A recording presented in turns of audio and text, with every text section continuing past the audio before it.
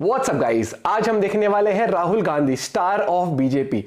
दशाम Sharma show channel से video है। भाई ने टाइटल चेंज कर दिया है। पहले टाइटल था Rahul Gandhi the biggest supporter of BJP, ऐसा कुछ था। तो देखते हैं पूरी वीडियो। चैनल पे तो प्लीज सब्सक्राइब। भैया ये चीज तो हर जगह आप लोग मानोगे, मतलब ऐसी ऐसी बातें भी कर जाते हैं कि ऐसा लगता है क्या है बीजेपी के फेवर में तो नहीं है। करेंगे एंजॉय। चैनल तो प्लीज सब्सक्राइब, वीडियो कर दे लाइक। 1 2 3 गो। राहुल गांधी नाम तो सुना होगा। मेरे माइंड में है ही नहीं। गया मार दिया मैंने। जिस व्यक्ति को आप देख रहे हो वो राहुल गांधी नहीं है। अरे नहीं यार, यही राहुल गांधी है। राहुल गांधी आपके दिमाग में है, मैंने मार दिया उसको। अरे नहीं, ऐसा कुछ हुआ है यार, आई प्रॉमिस यही राहुल गांधी है। वो है ही नहीं, मेरे माइंड में है ही नहीं। अरे यार आई स्वेयर यही राहुल गांधी है। इनकी बात को सीरियसली मत लो, वोटर भी नहीं लेते हैं। अमेठी के नतीजे पे मैं कहना चाहूंगा कि स्मृति ईरानी जी जीती हैं, उनको मैं बधाई देना चाहता हूं। अमेठी की जनता ने अपना डिसीजन लिया है, मैं उस डिसीजन का रिस्पेक्ट करता हूं। हद है यार, अरे जिंदा है। आज अगर स्वर्गीय राहुल गांधी जी नहीं होते तो ये डिजिटल कैमरा नहीं होता, सबके हाथ से मोबाइल नहीं होता। देखिए आज की वीडियो में हम बात करेंगे कि राहुल गांधी बिल्कुल सही सलामत हैं। यहाँ तक कि दुनिया में एक ही नहीं, दो राहुल गांधी हैं। हाँ जी, एक है इंडिया के number 1 stand up comedian Rahul Gandhi. चाय गरम करने के लिए स्टोव में कोयला डालते हो, उसको जलाते हो। बजट में से अगर 100 रुपए का निर्णय लिया जाता है तो आदिवासी कितना निर्णय लेते हैं? 0.01।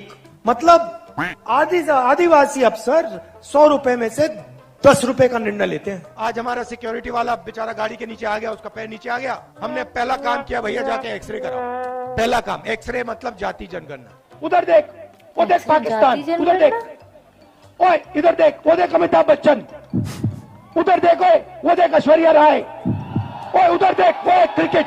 ये पीछे से बंदा आएगा, जेब काट लेगा, ठीक है? इसका नाम अदानी। वो जो ये कर रहा है उसका नाम मोदी। बहुत बढ़िया शाबाश। और तीसरा यहाँ पे एक बंदा खड़ा रहेगा, ऐसे ऐसे डंडा लिए खड़ा होगा। अगर किसी ने उल्टी सीधी बात की तो डंडा। बताओ 50 15 कितना हुआ? 73 73। नफरत का कारण अन्याय है और इसीलिए हमने भारत जोड़ो यात्रा में अन्याय शब्द जोड़ दिया है। और दूसरे हैं इंडिया के पोटेंशियली सबसे dangerous politician Rahul Gandhi. Media के आप, नाम क्या आपका? क्या नाम है? नाम बताओ, नाम बताओ। आपने कभी भैया उसको मारो मत बेचारे को। भैया आप आ जाओ, यहाँ आ जाओ, आ जाओ।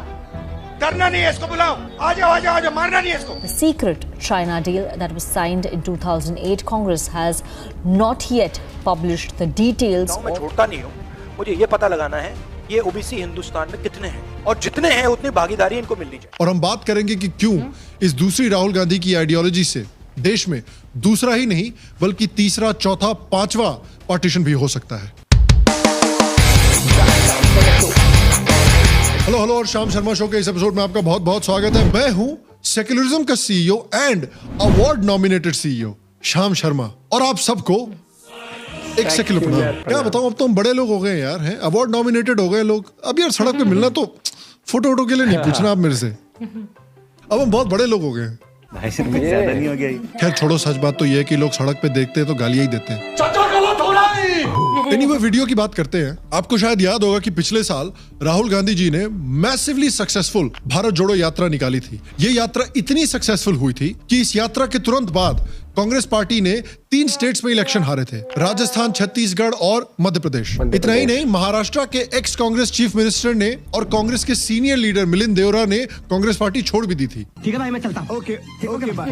Okay bye. तो इतनी बड़ी रैली करने के बाद भी, इतने इलेक्शन हारने के बाद राहुल गांधी जी ने डिसाइड किया कि इस हार का जनता से न्याय मांगा जाएगा। एक अब न्याय रहता। यहाँ लिखा हुआ है, ओ जनता के लिए न्याय मांगने जा रहे हैं। राहुल गांधी जी ने अनाउंस किया है कि वो मणिपुर से मुंबई तक का भारत जोड़ो न्याय यात्रा करेंगे। ये यात्रा 6713 किलोमीटर की रहेगी। इसमें 15 स्टेट्स, 110 डिस्ट्रिक्ट्स, 337 असेंबली सेगमेंट्स और 100 लोकसभा सीट्स को 67 डेज में कवर किया जाएगा। यात्रा का एम है पब्लिक में inflation, unemployment, farmers issues, labourers की पुअर कंडीशंस, अमीर और गरीब के बीच के बढ़ते गैप, और इसका मेन मुद्दा है कास्ट सेंसस को ऑर्गेनाइज करना पूरे देश में। तो मैंने शुरुआत में कहा था राहुल गांधी न सिर्फ सलामत हैं, बल्कि देश में सिर्फ एक ही नहीं बल्कि दो राहुल गांधी हैं। तो आइए सबसे पहले राहुल गांधी नंबर 1 की बात करते हैं, जो है देश के number 1 stand up comedian Rahul Gandhi. देखिए क्या है कि जनरली राहुल गांधी जी जो हैं जब इंटरव्यूज वगैरह देते हैं तो काफी स्क्रिप्टेड और काफी स्ट्रक्चर्ड इंटरव्यूज वगैरह देते हैं। अब क्या है कि उनको खुला छोड़ दिया गया है भारत भ्रमण करने के लिए, जहां पर वो माइक लेके कभी भी कुछ भी बोल सकते हैं। जलवा है हमारा। और जिस तरह राहुल गांधी जी दिन भर दिन यात्रा पर स्पीच दे रहे हैं, उससे लग रहा है कि उनका मेन कंपटीशन मोदी जी नहीं कपिल शर्मा है। आप देख सकते हैं कि राहुल गांधी जी इतने इंस्पिरेशनल हैं कि ऑब्वियसली लाल सिंह चड्ढा ने भी उनकी लाइफ से ही इंस्पिरेशन लिया था। और आप देखिए कि देश के कितने इंपॉर्टेंट इश्यूज के बारे में राहुल गांधी जी बात कर रहे हैं इस समय। सुबह उठते हो, चाय गरम करने के लिए स्टोव में कोयला डालते हो, उसको जलाते हो। राहुल गांधी जी सिर्फ कोयले के बारे में नहीं जानते, बल्कि इतने बड़े योगी हैं कि मीडिया को रीइंकार्नेशन भी समझा रहे हैं। All of you think you die, right? Everybody thinks you die. And everybody thinks you were born, right? Well, in India, there are two philosophies. One that says that you never die, and the other that says you were never born. So, the philosophy of Shiva says you were never born, you don't exist. And the philosophy of Vishnu says you never die. अरे कहना क्या चाहते हो? राहुल जी के according Bharat माता की जय और जय श्री राम बोलने वाले भूखे मर रहे हैं। तुम्हारा हिंदुस्तान है ही नहीं, तुम्हारा काम भारत माता की जय, तुम्हारा काम जय श्री राम। करते जाओ भैया, करते जाओ, जितना करना है करो, मजे लो, भूखे मर जाओगे सब। तो मैं आपको कुछ भूखे नंगे जय श्री राम बोलने वाले दिखा देता हूँ। लॉर्ड राम की कृपा है कि हमारे परिवार में सब ठीक है और सब खुशी और सब मंगल है। जय श्री राम। अरे अगर आज आपका मंदिर बन रहा है तो जय श्री राम कहने में किसको क्या दिक्कत है? अरे 1000 बार बोलो ना। और इस वीडियो को अगर आप समझ सकें तो कसम से सीवी रमन के बाद दूसरा नोबेल प्राइज आपको ही मिलने वाला है। जब आप प्राइवेट अस्पताल में जाते हो, यहाँ पे किसी का पैर टूटा, जब आप प्राइवेट अस्पताल में गए, आपने पैसा दिया, आपने प्राइवेट कॉलेज में पढ़ाई की, जब आपने प्राइवेट कॉलेज यूनिवर्सिटी में आपने पैसा दिया, आपने किसको दिया? आपने ना दलित को दिया, ना आदिवासी को दिया, ना पिछड़े को दिया। कोई सेंस है इस बात की? अगला वीडियो मेरा काफी फेवरेट है। देखिए राहुल गांधी जी रीइंकार्नेशन के ही एक्सपर्ट नहीं है, कोयले के ही एक्सपर्ट नहीं है, बल्कि ड्रोन टेक्नोलॉजी के भी फोरमोस्ट एक्सपर्ट है दुनिया के। भैया यहाँ पे आदिवासियों की जमीन कहाँ है वो पता लगाएगा, और फिर जहाँ भी आदिवासियों के गांव में ग्राम सभा की जमीन है, उसको ड्रोन सीधा अंबानी को, अदानी को बताएगा, और अदानी जी आके वहाँ पे कोई एनजीओ आएगा, 2500 एकड़ आपका उठा ले जाएगा। राहुल जी ने अगर सीरियसली यूट्यूब पे कमिट कर दिया ना तो दुग्गल साहब के चैनल को कड़ाके की टक्कर दे सकते हैं। और ड्रोन टेक्नोलॉजी ही नहीं, राहुल गांधी जी टेक्नोलॉजी के इतने फोर फ्रंट पर हैं कि एआई टेक्नोलॉजी भी आई थिंक इंडिया में उनसे बेहतर कोई नहीं समझता। AI is applied on top of a network. AI can be applied on top of a production network. You can apply AI in a factory. You can apply AI on a consumption network. So, you know, people are consuming something, you're distributing something, you can apply AI on that. Now, what is the biggest problem in India? Our biggest networks are not connected at all. So you guys are a tiny network. You're 1% of the country, very small network. You're not connected to anything else. I mean, if you really want to bring India's power to bear, then you have to think about these things. Networks are energy, right? The moment you bring them together, it doesn't become 1 + 1 + 1. It becomes exponential. Blam, it just goes. And then these networks are not only physical networks, right? So there are caste networks in India. There are business networks in India. There are agricultural networks in India. So that to me is an interesting way to think about it. इस video को देखने के बाद खबर आ रही है कि open AI के जो सीईओ हैं सैम ऑल्टमैन, उन्होंने चैट जीपीटी बंद कर दी और अपने सारे पैसे राहुल जीपीटी डेवलप करने में लगा रहे हैं। लेकिन इतने बड़े बुद्धिजीवी, इतने बड़े इंटेलेक्चुअल को भी क्राउड परेशान कर रही है यार। देख लीजिए किस तरह जीएसटी से छोटे व्यापारियों को, मजदूरों को, स्मॉल और मीडियम बिजनेस वालों को फायदा हुआ। मुझे हाथ उठा के दिखा दो इस यहाँ पे। नहीं, हाथ नीचे करो। वैसे क्राउड की भी गलती नहीं है, क्योंकि राहुल गांधी जी इतने बड़े इंटेलेक्चुअल हैं कि कभी कभी समझ में नहीं आता कि वो एक्चुअली बोल क्या रहे हैं। तो बड़ी कंपनियों के मालिकों की लिस्ट निकालो, ठीक है? ठीक है। में से 90% के कितने मालिक बताओ? कितने? एक भी नहीं, छोड़ो। बैगन। फिर देखिए मीडिया हाउसेस में हो रहे अन्याय को भी ये उजागर कर रहे हैं। ठीक है, फिर मैं आपसे पूछता हूं, ये मीडिया वाले जो घूम रहे हैं, मीडिया वाली कंपनी जो है, सबसे बड़ी कंपनियां हैं, इनमें से 90% के मालिक कितने? कितने? 0। ठीक है। लेकिन एक कमाल की बात भारत न्याय यात्रा में ये हुई है कि भाई जो लोग एक समय पर भारत तेरे टुकड़े होंगे इंशाअल्लाह के नारे लगाए करते थे, वो आज भारत जोड़ो और भारत न्याय यात्रा में दिल लगाकर नाच रहे हैं। देख भाई साहब सबसे बड़ा दोगला। इसीलिए तो शायद लोग कहते हैं मोदी है तो मुमकिन है। और क्योंकि राहुल जी ड्रोन टेक्नोलॉजी और एआई को समझते हैं इतनी अच्छी तरह से, इसका ये मतलब नहीं कि अपने बेसिक मैथमेटिक्स को भी भूल गए हैं। बेसिक मैथमेटिक्स अभी भी उनकी देश में शायद सबसे स्ट्रांग है। बताओ 50, 15 कितना हुआ?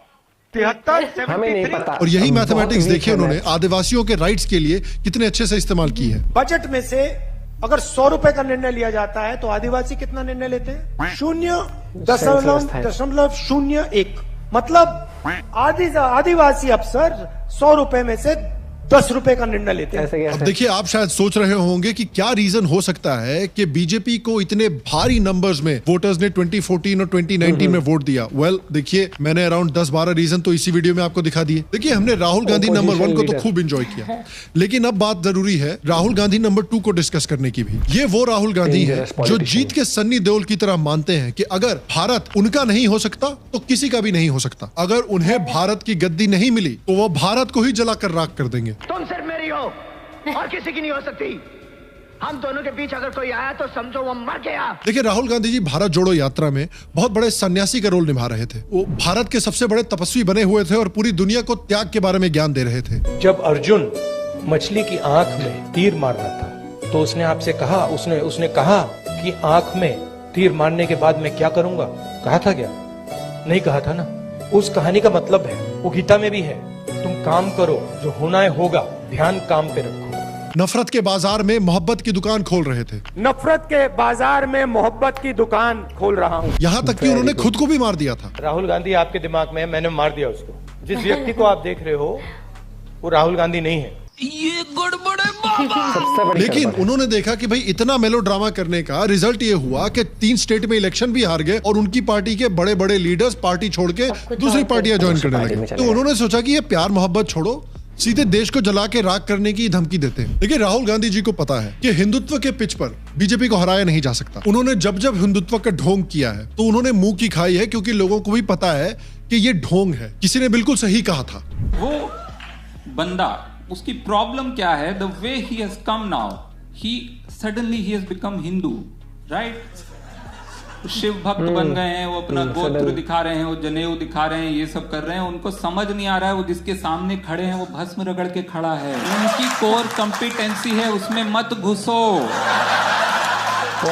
कुछ नहीं होगा, दिख रहा है किराए की धोती पहन के आए हो। उल्टा इतना ढोंग करने के बावजूद भी उन्होंने देखा है कि 2014 के कंपैरिजन में 2019 में हिंदुत्व का ढोंग करने के बावजूद OBC, schedule tribe, schedule caste और अपर कास्ट सबका वोट शेयर बीजेपी के लिए बढ़ा है। एक CSDS सर्वे के मुताबिक बीजेपी का वोट शेयर ओबीसीज में 2019 में 34% से 44% बढ़ा। शेड्यूल कास्ट का वोट शेयर 24% से 34% बढ़ा। शेड्यूल ट्राइब्स का वोट शेयर 38% से 44% बढ़ा और अपर कास्ट का भी 60% वोट बीजेपी को मिला। जिस बीजेपी को ब्राह्मण बनिया पार्टी कहा जाता था, आज उसका सबसे बड़ा बेस ओबीसी और शेड्यूल कास्ट से आता है। उसके साथ साथ उनको अपर कास्ट का भी पूरा सपोर्ट मिल रहा है। और इस बात से राहुल गांधी जी इतने खुंदस में हैं कि याद कीजिए एक समय पर राहुल गांधी कहा करते थे कि उनको कास्ट में इंटरेस्ट ही नहीं है। The same way I go to a university and I talk to students, the same way I go to some chai wala and I sit down and I talk to him. I don't ask the chai wala, are you Dalit? No. He's a person for me. और आज वही राहुल गांधी हैं जिनकी campaign का सबसे बड़ा मुद्दा है कास्ट। भाई और बहनों, देश के सामने एक ही मुद्दा है, कास्ट सेंसस। ओबीसी कितने हैं और उनकी भागीदारी कितनी होनी चाहिए, ये हिंदुस्तान के सामने सबसे बड़ा सवाल है। और कांग्रेस पार्टी की हिंदुस्तान में सरकार है, पहला काम ये हम करके दिखाएंगे। ये अब मोदी जी को कास्ट के बेसिस पर अटैक कर रहे हैं। राम मंदिर में आपको नरेंद्र मोदी दिखेगा, आपको अंबानी दिखेगा, आपको अदानी दिखेगा, आपको हिंदुस्तान के सबसे अरबपति दिखेंगे, आपको एक पिछड़ा नहीं दिखेगा, आपको एक दलित नहीं दिखेगा, आपको एक आदिवासी नहीं दिखेगा। क्यों नहीं? वो आपकी जगह नहीं है भाई और बहनों, आपकी जगह सड़कों पे भीख मांगने की है। मोदी जी को नकली ओबीसी बोल रहे हैं। आपके प्रधानमंत्री ओबीसी नहीं पैदा हुए, आपके प्रधानमंत्री जनरल और कास्ट पैदा हुए, और ये पूरी दुनिया में झूठ बोल रहा है कि मैं ओबीसी पैदा हुआ। पता मैं कैसे जानता हूँ? मुझे बर्थ सर्टिफिकेट की कोई जरूरत नहीं है। पता मैं कैसे जानता हूँ? वो किसी कभी ओबीसी से गले नहीं मिलते। ये कहते हैं कि ये हिंदुस्तान का एक्सरे करना चाहते हैं। इसका क्या मतलब हुआ? एक्सरे कब होता है? जब हाथ टूटता है एक्सरे होता है। सही बात? गजब। वैसे ही जाति जनगणना हिंदुस्तान का एक्सरे है। तो इस एक्सरे का मतलब हुआ कि भाई हम मोदी जी के ऊपर फॉल्स कास्ट के एलिगेशंस लगाएंगे, हम मीडिया से उनका कास्ट पूछेंगे। मैं आपसे पूछ लेता हूँ, इस कमरे में दलित कितने हैं? देखिए ये मजा देखिए, इस कमरे में ओबीसी कितने हैं? हाथ उठा के दिखा दीजिए, देखिए मजा। मीडिया के आप, नाम क्या आपका? वो ओबीसी है? नहीं। वो दलित है? नहीं। वो आदिवासी है? नहीं। राम मंदिर में आए लोगों का कास्ट पूछेंगे, यहाँ तक कि मनरेगा में आए हुए लोगों का कास्ट पूछ रहे हैं। आपने कभी मनरेगा की लिस्ट देखी है? देखी है। उसमें आपको पिछड़े वर्ग के लोग मिलेंगे? बहुत कम है, भरी हुई है। अच्छा हुआ ये टिकट चेकर नहीं है, वरना फिल्मों के टिकट भी ये कास्ट दे के ही देते। पब्लिक परेशान हो जाती, बोलती कि यार उस थिएटर में मत जाओ, वहाँ का थिएटर वाला बिना कास्ट पूछे टिकट ही नहीं देता। तो देखिए राहुल गांधी जी ने ये जो न्याय यात्रा निकाली है, इसका सबसे बड़ा मंत्र है कि भाई कास्ट सेंसस करना है और जितनी आबादी उतना हक, यानी जिस कास्ट की, जिस कम्युनिटी की जितनी आबादी है उस हिसाब से उस कास्ट या उस कम्युनिटी को हक दिए जाएंगे। इसका मतलब क्योंकि ब्राह्मण कम्युनिटी सबसे छोटी है, राहुल गांधी जी आज ही अपना पद छोड़ने वाले हैं और एक मुस्लिम को लीडर ऑफ ऑपोजिशन की पोजीशन देने वाले हैं। नहीं कर रहे? उपसी। और देखिए इससे भी डेंजरस बात यह है कि उन्होंने सिर्फ इतना नहीं कहा कि भाई हम कास्ट सर्वे करेंगे। कास्ट सर्वे में कोई प्रॉब्लम नहीं है। अगर आप नलिन मेहता की किताब द न्यू बीजेपी को पढ़ेंगे तो उसमें भी आप देखेंगे कि बीजेपी भी जो है वो इंटरनली कास्ट सर्वेस कर रहे हैं अलग अलग स्टेट्स में, जहां पर भी वो अच्छा परफॉर्म करना चाहते हैं। ना सिर्फ अपनी पार्टी में रिप्रेजेंटेशन बढ़ाने के लिए, बल्कि जो टारगेटेड उनकी वेलफेयर स्कीम्स है वो भी सही लोगों तक पहुंच सके, उसके लिए भी इंटरनली कास्ट सेंसस कर रहे हैं। तो अपने आप में कास्ट सेंसस में कोई प्रॉब्लम नहीं है। प्रॉब्लम तब आती है जब आप बात करने लगते हैं कि जिसको जितनी आबादी है उतना ही हक मिलेगा। यानी अगर आपकी आबादी छोटी है तो अपने लाइफ में हक भूल जाइए। दूसरी बड़ी प्रॉब्लम यह है कि राहुल गांधी ये भी कह रहे हैं कि कास्ट सेंसस में वो ये भी पता करवाएंगे कि किस किस कास्ट के पास कितना धन और कितनी जमीन है। कंप्यूटर रेवोल्यूशन दिया, अब हम जाति जनगणना के लिए लड़ने जा रहे हैं और हम रुकेंगे नहीं जब तक हिंदुस्तान का एक्सरे और एमआरआई हो जाए। यही तो और हम आपकी मदद चाहते हैं कि आप हमारी मदद करके ये काम करवा दें। और भैया मेरे हाथ में हो ना, बात सुन लो, मेरे हाथ में हो, आपने मेरे हाथ में दे दिया तो पहले मैं एक्सरे कराऊंगा, उसके बाद मैं एमआरआई कराऊंगा। बेसिकली ये हिंट किया जा रहा है कि अगर किसी कास्ट या किसी कम्युनिटी के लोगों के पास किसी दूसरे कास्ट या किसी दूसरे कम्युनिटी के मुकाबले ज्यादा पैसा है तो शायद वो पैसा उनसे लेकर दूसरे कम्युनिटीज में बांट दिया जाएगा, यानी रीडिस्ट्रीब्यूट कर दिया जाएगा। अब देखिए ये एक बहुत ही डेंजरस पॉलिसी होगी अगर इसको इंप्लीमेंट किया जाता है तो, क्योंकि IMF भी ये मानता है कि इस तरह का जो रीडिस्ट्रीब्यूशन है ये बहुत डेंजरस पॉलिसी हो सकती है, क्योंकि जिन लोगों के पास पैसा है अगर आप रीडिस्ट्रीब्यूशन करते हैं तो उनका इंसेंटिव खत्म हो जाएगा पैसे कमाने के लिए कि भाई हम पैसे क्यों कमाएं, हमारा पैसा तो सारा लूट के दूसरों को बांट दिया जाता है। तो वो अपना सारा बिजनेस लेके आपका देश छोड़ के दूसरे देशों में चले जाएंगे, आपकी इकोनॉमी पर घाटा पड़ेगा। और जो गरीब लोग हैं उनको भी इंसेंटिव कम हो जाता है काम करने का, क्योंकि उनको भी लगता है कि भैया गवर्नमेंट दूसरे से पैसे लूट के हमको ऐसे ही हाथ में दे देगी, हमको काम करने की क्या जरूरत है। और देखिए अगर आप रीडिस्ट्रीब्यूशन के बजाय ये बातें कर रहे हो कि जो टैक्स लूप होल्स है उनको बंद कर दिया जाए, ताकि जो अमीर लोग हैं उनका जितना टैक्स बनता है वो हमेशा उतना टैक्स दें, वो अपने टैक्स से तिकड़म करके निकल ना सकें। और अगर रीडिस्ट्रीब्यूशन की ये बात की जा रही है कि भाई जो हम टैक्सेशन से पैसा कमा रहे हैं वो हम टारगेटेड बेनिफिट स्कीम्स लॉन्च करके गरीब से गरीब लोगों को मदद करके उनको देश की फाइनेंशियल, इकोनॉमिक और सोशल मेन स्ट्रीम से जोड़ सकें। लेकिन राहुल गांधी जी इन चीजों की बात नहीं कर रहे, क्योंकि ये चीजें तो बीजेपी की गवर्नमेंट ऑलरेडी कर रही है और बहुत सक्सेसफुली कर रही है। आप देखिए कि जैम ट्रिनिटी, उज्ज्वला योजना, मुद्रा योजना, हर घर में टॉयलेट बनवाना, हर घर में पानी पहुंचाना, हर घर में इंटरनेट कनेक्शन पहुंचाना, रोड्स बनवाना, ये सारे बड़े बड़े वेलफेयर और इंफ्रास्ट्रक्चर प्रोजेक्ट्स करके अलग अलग कास्ट के लोगों को ऑलरेडी बीजेपी देश की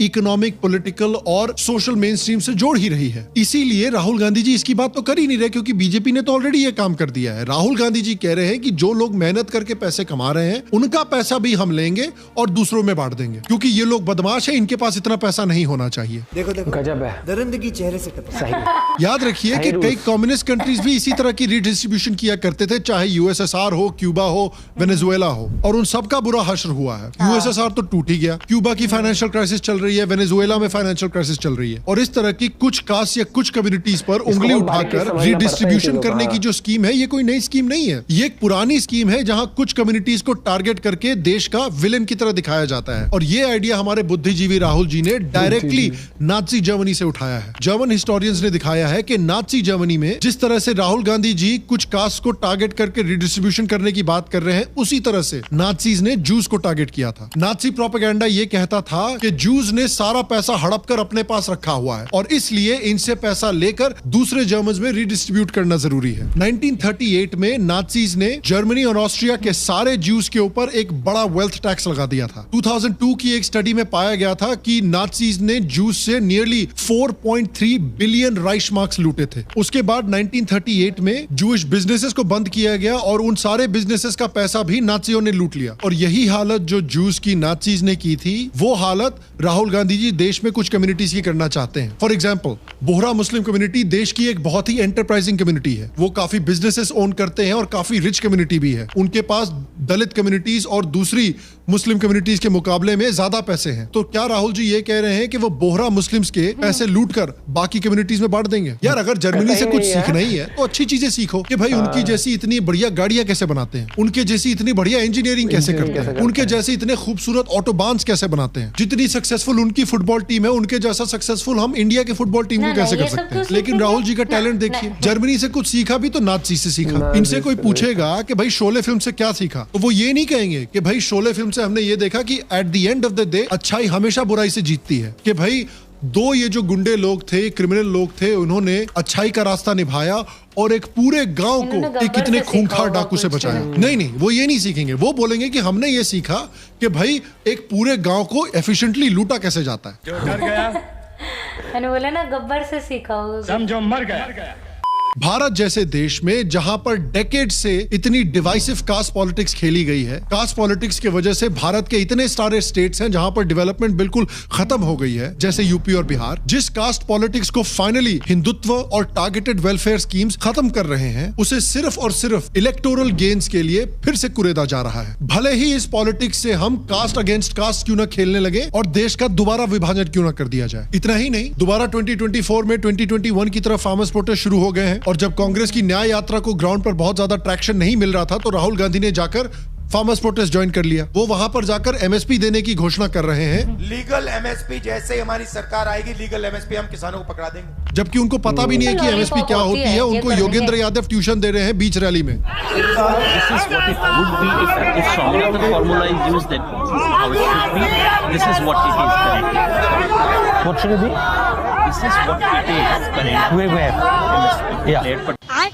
अब पता नहीं योगेंद्र यादव एकदम फालतू के टीचर हैं या फिर राहुल गांधी फालतू स्टूडेंट हैं, क्योंकि इतना कोचिंग के बाद भी इनको एमएसपी और एमआरपी के बीच में डिफरेंस नहीं पता चल रहा। जैसे आप चिप्स का पैकेट खरीदते हो, उस पर दाम लिखा होता है ना, आपने देखा होगा। ये कैमरा खरीदा, उसके पीछे दाम लिखा होता है ना, कि भैया इससे कम का नहीं बेच सकते। पानी की बोतल पे होता है।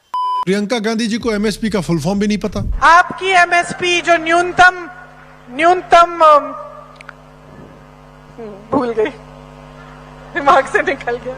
ये सब क्या देखना पड़ रहा है। राहुल गांधी जी पूरी कोशिश पे लगे हुए हैं कि 2021 की तरह ही 2024 में भी फार्मर्स प्रोटेस्ट को किस तरह गर्म करके देश पे वायलेंस करवाया जाए। इतना सन्नाटा क्यों है भाई? अब की बार लेकिन राहुल गांधी जी जो फार्मर्स प्रोटेस्ट को सपोर्ट दे रहे हैं, उसमें एक बहुत बड़ी प्रॉब्लम है, क्योंकि राहुल गांधी जी फार्मर्स प्रोटेस्ट की एक बहुत डार्क सच्चाई को इग्नोर कर रहे हैं। राहुल गांधी जी कहते हैं कि भाई जितनी आबादी उतना हक। कास्ट सेंसस करवा के वो पता करेंगे कि किस कास्ट के पास कितने पैसे हैं, और अगर एक कास्ट के पास दूसरे कास्ट से ज्यादा पैसे हैं या ज्यादा जमीन है तो उसे लेकर रिडिस्ट्रीब्यूट कर दिया जाएगा। लेकिन अगर हम पंजाब के फार्मर्स की बात करें, तो पंजाब में जो लैंड है उसको मेनली एक कास्ट ओन करती है और वो है जट सिख। जट सिख जो है वो पंजाब में 80 to 90% लैंड को ओन करते हैं। इसके बावजूद कि उनकी पॉपुलेशन पंजाब में 20 to 25% के बीच है। और पंजाब के जो दलित सिख हैं, जो शेड्यूल कास्ट के सिख हैं, उनकी पॉपुलेशन अराउंड 30 to 35% है। इसके बावजूद वो सिर्फ 3.5% जमीन ओन करते हैं पंजाब में। इतना ही नहीं, इन शेड्यूल कास्ट सिखों के साथ डिस्क्रिमिनेशन भी बहुत होती है जट सिखों के हाथों। सिक्खी ते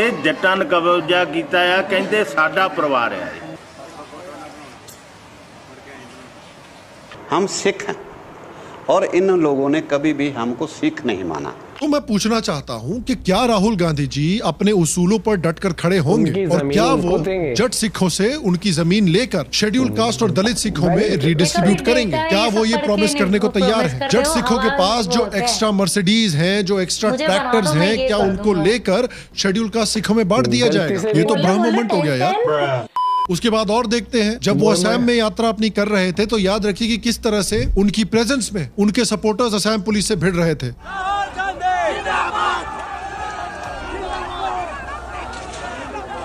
और वो खुल्लम खुल्ला जर्नलिस्ट को इंटिमिडेट कर रहे थे और धमका रहे थे। आप रिपोर्टर हैं भैया, आपकी क्या चलती, कहाँ चलती है? नहीं, आप बीबीसी में काम करें मगर आपकी थोड़ी चलती है। आप रिपोर्टर हैं छोटे से, आप मालिक थोड़ी हो।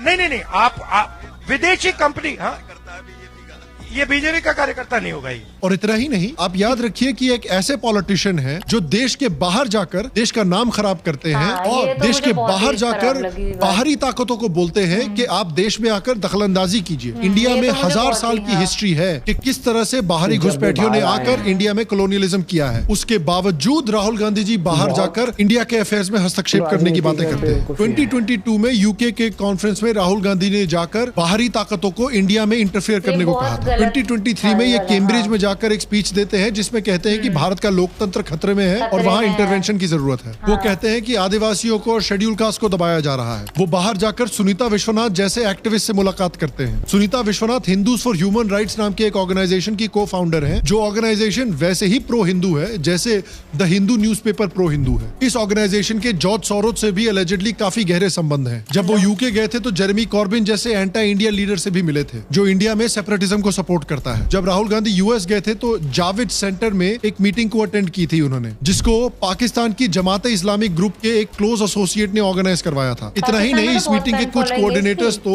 अलेजिडली डायरेक्टली या इनडायरेक्टली पाकिस्तान की आईएसआई से जुड़े हुए हैं। फॉर एग्जांपल तंजीम अंसारी, जो कि Muslim community of new Jersey के आउटरीच कमेटी के मेंबर हैं। Muslim community of new Jersey को जावेद अहमद नाम का एक इमाम लीड करता है, जो कि Islamic circle of north America यानी इकना का प्रोजेक्ट डायरेक्टर है। इकना एक इस्लामिस्ट रेडिकल ऑर्गेनाइजेशन है जिसकी allegedly पाकिस्तान के जमात इस्लामी से कनेक्शंस हैं। These organizations like IAMC and ICNA have been sitting at the confluence of Jamaat and Muslim Brotherhood and have been fiercely pursuing their anti-India activities. Just a few days back, a picture of Rahul Gandhi attending a meeting in the US was doing rounds on social media, which happens to focus on Sunita Vishwanath, an Indian-American activist who is the co-founder of Hindus for Human Rights and also co-hosts events with radical organizations like Islamic Circle for North America, Council on American Islamic Relations, and Indian American Muslim Council.